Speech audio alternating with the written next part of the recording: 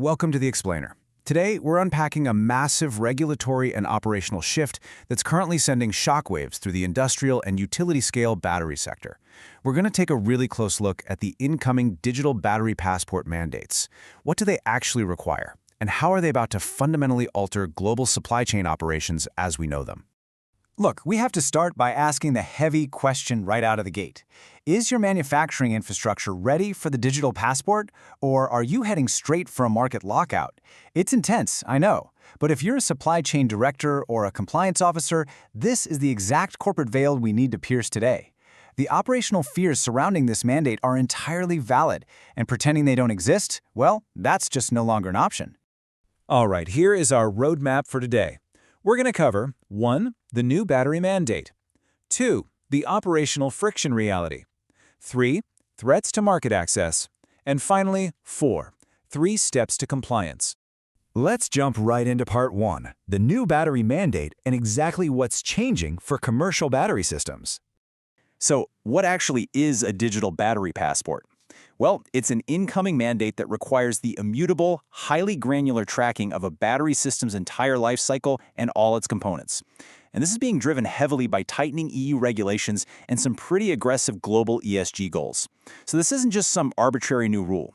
The ultimate goal here is to create a completely transparent, permanent digital record of exactly what goes into every single commercial and utility-scale battery system that hits the market. To pull this off, manufacturers are now required to aggregate some incredibly detailed data points into that permanent digital record. We are talking about material provenance, and I don't mean just pointing to a general region on a map. You need to know exactly which specific mine your lithium or your cobalt actually came from. We're also looking at precise, calculated carbon footprints for the entire manufacturing process. Plus, you have to track ownership histories over the full life cycle of the battery. It's a massive aggregation of data, and it absolutely must stay linked with the physical product forever. Which brings us to Section 2, the operational friction reality, or as you could call it, the iceberg of compliance. There is a tremendous gap right now between expectation and reality. The expectation out there is often that this mandate is just a routine administrative checkbox, just a minor headache your compliance team can handle over the weekend by updating a few spreadsheets. But the reality? The reality is that this is a deep supply chain restructuring task. So many system integrators and Tier 2 manufacturers are massively underestimating the sheer operational friction involved here. If you're treating this as just another piece of paperwork, you are severely underestimating the hurdle that's standing right in front of you. So, where exactly is all this friction coming from? Well, it stems from a few deeply entrenched places. First, you've got the immense challenge of tracing raw material inputs across multi-tier global supply chains. We aren't just talking about your direct suppliers, it's their suppliers and the guys who supplied them.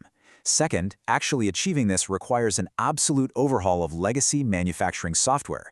Think about it for a second. Legacy systems were built to track bulk material orders by the ton. They literally were not designed to trace the granular, decade-long life cycle of an individual battery cell. And third, you face the internal friction of breaking down entrenched data silos within your own organization just to gather the information you need in the first place. Let's move on to Section 3, threats to market access and the real cost of inaction. Our source material hits the nail on the head with this. They note that treating this mandate as a routine administrative checkbox is a fast track to severe border delays. And look, this is not a theoretical warning. The financial and operational weight of this mandate means that if your data isn't perfectly aggregated and immediately accessible in a permanent digital record, your commercial and utility-scale systems are simply going to sit at the border, unable to move. Locked out market access. Let that ultimate, devastating consequence of noncompliance truly sink in for a second. If you cannot produce the digital battery passport, you cannot place your system on major markets. Full stop. It is an absolute, non-negotiable barrier to entry. Okay, take a breath because here is Section 4, 3 steps to compliance and how we actually escape these data silos. To avoid those brutal market access bottlenecks, manufacturers absolutely must implement 3 essential data governance steps. Step 1. You've got to overhaul your legacy manufacturing software. Since those old bulk tracking systems just can't handle granular lifecycle reporting, you need to invest in modern infrastructure that actually can. Step 2. You need to establish integrated networks that can reliably capture end-to-end provenance data across all those complex multi-tier supply chains, reaching all the way back to the raw material extractors. And step 3, you have to successfully link dynamic, real-time health data from the operating battery straight back to that permanent digital record. This is what ensures the passport actually stays accurate and alive as the system ages out in the field. So let me leave you with this final provocative thought drawn straight from our sources. Are data silos still blocking your path to compliance?